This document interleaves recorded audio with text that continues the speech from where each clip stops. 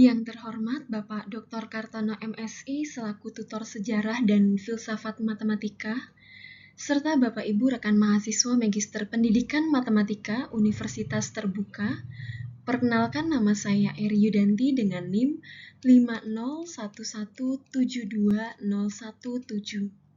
Pada kesempatan ini saya akan membahas mengenai konsep matematika yang dikaji oleh Archimedes.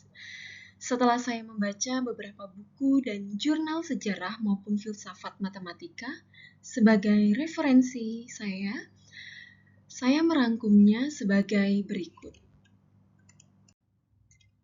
Archimedes lahir di Sirakus sekitar tahun 287 sampai dengan 212 sebelum Masehi. Ia merupakan seorang matematikawan, fisikawan, dan insinyur Yunani kuno dari kota Sirakus, Sisilia. Ia dianggap sebagai tokoh puncak matematika klasik yang menggabungkan metode deduktif geometris dari Euclid dengan eksperimen mekanis dan pendekatan limit. Hal itu merupakan suatu terobosan besar dalam sejarah matematika. Archimedes adalah tokoh Yunani yang berhasil menghubungkan matematika murni dan terapan melalui geometri dan mekanika. Tidak heran, ia sering dijuluki sebagai Bapak Matematika Terapan dan Geometri Modern. Yang pertama, Archimedes mengestimasi nilai pi. Archimedes adalah matematikawan pertama yang memberikan estimasi yang cukup akurat terhadap nilai pi dengan pendekatan geometris deduktif, bukan hanya melalui pengukuran. Archimedes menggunakan metode poligon dalam dan poligon luar untuk mendekati keliling lingkaran. Keliling ini kemudian digunakan untuk mengestimasi nilai pi. Dengan prinsip dasarnya, jika suatu lingkaran berjari-jari R dikelilingi oleh poligon beraturan di bagian dalamnya, itu sama saja keliling poligon tersebut kurang dari keliling lingkaran. Dan poligon beraturan di luarnya, artinya keliling poligon lebih dari keliling lingkaran. Maka nilai pi berada di antara kedua nilai perbandingan keliling terhadap diameter tersebut. Langkah-langkahnya sebagai berikut. Mulai dari segi 6 beraturan, yaitu segi 6 yang memiliki 6 sisi. Di sini Archimedes menggandakan jumlah sisinya dari 6 menjadi 12, dari 12 menjadi 24, dari 24 menjadi 48, dan yang terakhir dari 48 menjadi 96 sisi. Dengan demikian, semakin banyak sisi, maka semakin mirip lingkaran, sehingga perhitungannya semakin akurat. Metode ini didapati pi lebih dari 3/10⁻71 dan pi kurang dari 3/1/7. Ini sangat dekat dengan nilai pi sebenarnya, yaitu 3,14159 dan seterusnya. Nah, pendekatan ini dikatakan cukup memberikan perubahan yang revolusioner karena untuk pertama kalinya pi ditentukan secara matematis, bukan melalui alat ukur. Dan Archimedes secara tidak langsung menggunakan konsep limit lebih dari 1800 tahun sebelum kalkulus itu ditemukan. Dan metodenya menjadi dasar bagi metode integral maupun pendekatan numerik.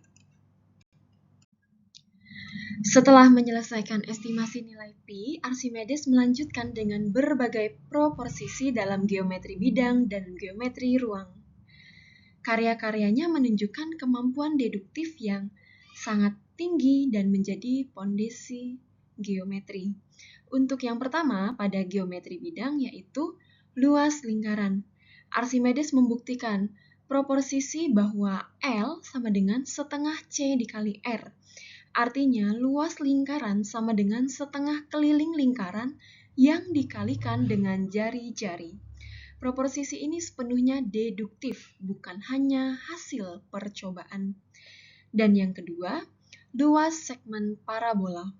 Dalam karyanya, Quadrature of the Parabola, Archimedes menunjukkan luas segmen parabola yaitu 4/3 dikali luas segitiga terkait.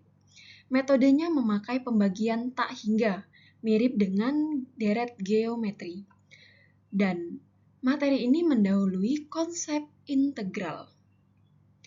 Adapun perbandingan luas dan keliling poligon, Archimedes juga merumuskan proporsi tentang hubungan antara keliling poligon dalam dan luar, aproksimasi terhadap keliling lingkaran, dan juga perbandingan luas poligon dengan luas lingkaran, di mana proporsi ini juga mendasari metode estimasi nilai pi. Untuk proporsi geometri ruang, yang pertama, volume bola. Archimedes membuktikan bahwa volume bola adalah 4/3 pi r pangkat 3. Ia membuktikannya melalui perbandingan volume dengan silinder dan benda rotasi. Yang kedua, luas permukaan bola. Ia juga menemukan bahwa luas permukaan bola adalah 4 dikali pi r kuadrat. Ini adalah salah satu hasil dari geometri 3 dimensi. Dan juga yang terakhir, hubungan volume bola, silinder, dan kerucut. Salah satu proporsi yang paling terkenal dari Archimedes adalah volume bola dibanding volume silinder adalah 2/3. Dan volume bola dibanding volume kerucut adalah 1/2.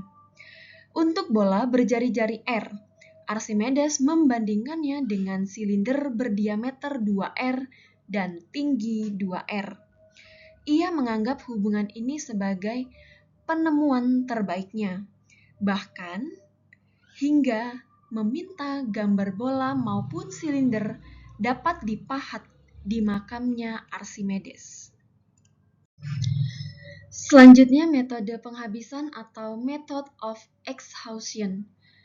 Dalam modul Universitas Terbuka menjelaskan bahwa Archimedes melanjutkan metode Eudokus untuk menghampiri luas dan volume bangun kurva dengan membagi bentuk tersebut menjadi bagian-bagian kecil. Metode ini adalah cikal bakal dari integral dalam kalkulus. Metode ini sangat penting karena dapat memberikan cara sistematis menghitung luas lingkaran, luas segmen parabola, dan volume benda putar, serta dapat menjadi landasan bagi konsep limit dalam matematika modern. Hubungan ini begitu penting bagi Archimedes sehingga ia pun meminta dapat diukir pada makamnya. Selanjutnya, spiral Archimedes. Spiral Archimedes adalah kurva yang pertama kali dipelajari secara sistematis oleh Archimedes dalam karyanya On Spiral.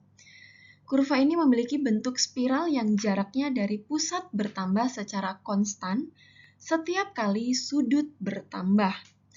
Adapun persamaan spiral Archimedes dalam koordinat polar adalah R sama dengan A dikali theta, atau dalam bentuk umum yaitu R sama dengan A ditambah B dikali theta, dengan R adalah jarak titik dari pusat, theta adalah besaran sudut dalam radian, dan A maupun B merupakan konstanta.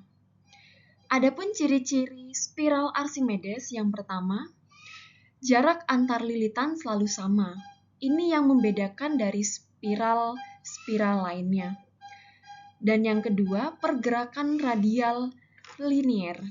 Ketika sudut bertambah secara tetap, jarak dari pusat selalu bertambah dengan kecepatan yang tetap. Dan yang ketiga, kurva sederhana tetapi sangat khas. Nah, mengapa Archimedes mempelajari spiral ini? Adapun manfaat dari spiral ini untuk membagi sudut menjadi beberapa bagian yang sama, mengonstruksi triseksi sudut yang tidak dapat dilakukan hanya dengan jangka maupun penggaris Euclid, dan yang terakhir, menghitung luas daerah yang dibentuk oleh spiral. Selanjutnya, prinsip mekanika keseimbangan tuas. Archimedes adalah orang pertama yang memberikan penjelasan secara matematis tentang bagaimana tuas itu dapat bekerja. Ia tidak sekedar mengamati tetapi juga menerapkan geometri dan proporsi untuk menjelaskan keseimbangan gaya. Adapun hukum tuas, Archimedes menyatakan sebagai berikut.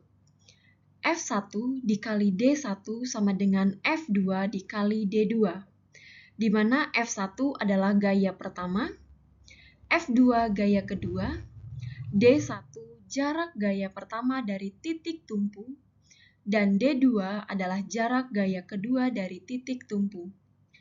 Di mana makna dari hukum ini adalah tuas berada dalam keadaan seimbang apabila momen gaya tersebut sama. Semakin jauh gaya dari titik tumpu, maka semakin besar keuntungan mekanisnya. Dan inilah alasan mengapa kita dapat mengangkat benda berat dengan gaya yang kecil. Lalu, legenda mengatakan bahwa Archimedes pernah berkata, "Berikan aku titik tumpu, maka akan kuangkat bumi." Ini menggambarkan adanya kekuatan pemahaman matematisnya terhadap tuas. Ya, selanjutnya hukum Archimedes, prinsip daya apung hidrostatika. Prinsip ini dijelaskan dalam karyanya On Floating Bodies dan menjadi dasar ilmu hingga saat ini.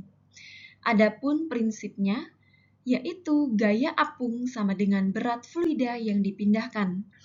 Artinya, benda yang dicelupkan ke air atau fluida akan mengalami gaya ke atas, sebesar berat fluida yang dipindahkan dengan benda tersebut. Oleh sebab itu, ada konsekuensi dari prinsip ini. Yang pertama, benda tenggelam jika berat benda lebih dari berat air yang dipindahkan. Yang kedua, benda tersebut melayang jika sama besarnya antara benda maupun air. Dan yang ketiga, benda mengapung jika berat benda kurang dari berat air yang dipindahkan. Archimedes menggunakan argumentasi geometris pada bentuk-bentuk balok, prisma, dan benda-benda yang tidak beraturan. Tanpa alat ukur modern, Archimedes mampu membuktikan prinsip ini secara deduktif. Dan yang terakhir, penggunaan pendekatan aksiomatik dan deduktif. Pendekatan aksiomatik Archimedes menonjolkan betapa pentingnya struktur yang logis dalam matematika. Dalam karya-karyanya seperti pada buku On the Sphere and Cylinder, Measurement of a Circle and Quadrature of the Parabole, ia menggunakan definisi dan aksioma untuk membangun bukti-bukti secara deduktif, memberikan dasar yang kuat untuk pengembangan teori geometris dan kalkulus yang lebih lanjut.